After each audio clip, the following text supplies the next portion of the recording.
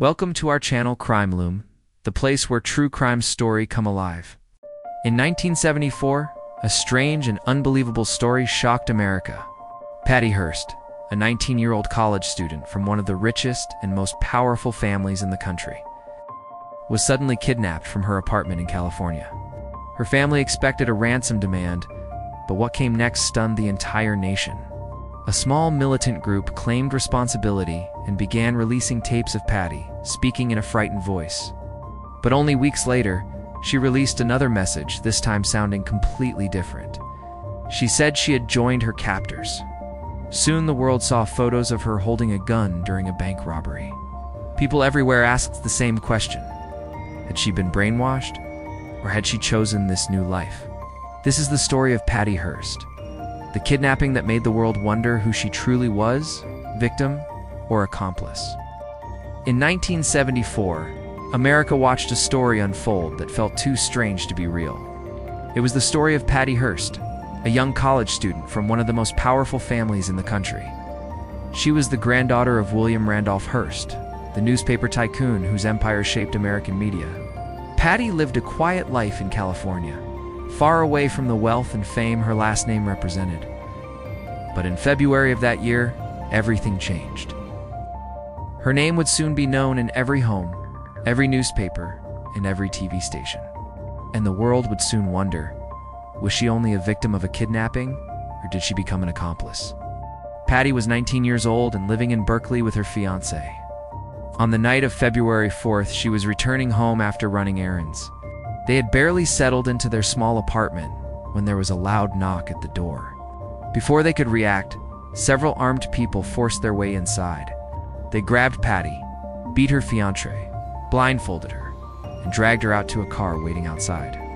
Neighbors heard the screams, but no one knew what was going on. The kidnappers were part of a small and radical group called the Symbionese Liberation Army, or SLA for short. This group had only a few members, but they believed they could start a revolution in the United States. They claimed to fight against racism, capitalism, and government control. They wanted attention, power, and influence. And they knew that kidnapping someone from the Hearst family would get the entire country to listen. For days, Patty was held in a small, dark closet inside an SLA hideout. She was kept blindfolded, tied up, threatened, and isolated. The captors demanded that her family meet their political requests. Soon, the SLA released an audio tape to the media. In the recording, Patty could be heard saying her name and confirming that she had been kidnapped. The group demanded that the Hearst family donate millions of dollars worth of food to poor communities across California. They said that if the Hearst family refused, Patty would die. The Hearst family tried to meet the demand. They organized a large food distribution program worth millions of dollars. Crowds lined up for free groceries. But the operation quickly turned chaotic. People pushed, argued, and struggled to get supplies. The SLA criticized the effort and claimed that the Hearsts were not doing enough. Patty's life seemed to remain in danger. Weeks passed and nobody knew what was happening to her. But then the SLA released another audio tape. This time, things were different. Patty said she had chosen to join the group. She said she no longer wanted to return home. She even announced a new name, Tanya, inspired by a revolutionary figure from Latin America. The message shocked the country. People asked whether she truly meant it, or whether she had been forced to say it. Was she brainwashed? Terrified? Or did she believe in the group's ideas? The next twist came in April, when security cameras captured an unbelievable moment. There was a bank robbery in San Francisco. It's carried out by the SLA, and the pictures released to the public. Patty was seen holding a rifle and helping the group rob the bank. She appeared calm and focused, standing beside the people who had kidnapped her just months earlier. Many Americans were confused. Could a kidnapped young woman really switch sides so quickly? Or was she acting out of fear, doing whatever she needed to survive? Experts debated what was happening to her. Some believed she was suffering from trauma so deep that she felt she had no choice but to follow her captors. Others believed she had fully joined the cause. The media called it a real-life example of Stockholm Syndrome, a term used when victims develop emotional bonds with their captors after the robbery. The FBI launched one of the most intense manhunts in the country. The SLA moved from place to place, staying in cheap hotels, safe houses, and apartments, always fearing the police were close. Patty stayed with them, sometimes carrying weapons, other times recording more tapes supporting the group.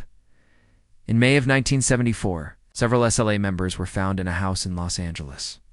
Police surrounded the building, and a long standoff began. Television cameras recorded everything live. The shootout ended in flames when tear gas ignited a fire. 6 members of the group died in the blaze. Millions of viewers watched it happen on TV. But Patty was not among the people in the house. She had escaped with a few surviving members of the SLA before the police arrived, for more than a year after the shootout. Patty stayed on the run with the remaining members. They tried to avoid attention by living quietly, working small jobs, and using fake names. But eventually, in September 1975, the FBI found Patty in an apartment in San Francisco. She was arrested without violence. At the moment of her capture, officers said she seemed calm, almost emotionless. When asked if she was okay, she simply replied, "I'm fine." Her arrest began the next chapter of the story, the trial. Prosecutors argued that Patty had willingly joined the group. They pointed to the bank robbery photos, her recorded statements, and her behavior while on the run. They said she made choices and should be held responsible. But the defense told a different story. They described the abuse, threats, and psychological pressure she experienced while in captivity. They said she was a victim who had been manipulated and controlled. They argued that anyone in her situation might have done the same things. Patty herself described beatings, threats, and long periods of isolation inside closets and small rooms. She said she had been convinced she would die if she disobeyed the group. She explained that her mind slowly broke under pressure and fear. But despite the defense's arguments, she was found guilty and sentenced to 7 years in prison. Public opinion remained deeply divided. Some felt sympathy for her. Others believed she had used her wealth and fame to gain attention. Patty served almost 2 years before President Jimmy Carter reduced her sentence. She was released from prison in 1979, years later. In 2001, President Bill Clinton granted her a full pardon, officially clearing her name. After her release, Patty slowly returned to a private life. She wrote books, appeared in interviews, and tried to explain her experiences. She spoke about the confusion, fear, and trauma she had lived through. She eventually married, raised a family, and avoided the spotlight as much as possible. But the story of her kidnapping never fully disappeared from public memory. The Patty Hearst case remains one of the most debated events in modern American history. It raises questions about how far trauma and fear can push a person. It also shows how powerful the media can be in shaping public opinion. Some still argue she was a victim who had no control over her actions. Others still believe she made conscious choices and joined the group willingly.